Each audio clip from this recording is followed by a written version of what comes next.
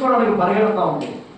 పాపము చేయడానికి, పాపపు లోకంలో జీవించడానికి, పాపంతో సహా స్నేహం చేయడానికి, పాపంలోనే జీవించడానికి ఏం చేస్తుందంటే శరీరం ఆశలని తీర్చుకోవడానికి పరిగెడతా ఉంటుంది. లోకంలో ఏముందంటే శరీరాశ ఉంది. తర్వాత ఏముంది చెప్పండి, ఏముంది? కంటికి కనబడినలా కావాలి. ఏంటంట?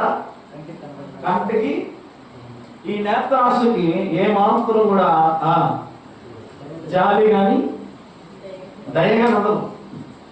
కళ్ళకి కనబడేది ప్రతి వస్తువు కావాలి. కొంతమంది కంటికి కనబడిన ప్రతి వారు కావాలి. ఈ ఆశకి అదే లేదు.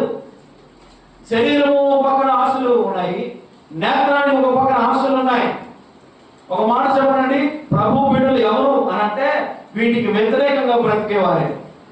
నీకు అర్థమవుతుందా? వీటికి శరీరాశకు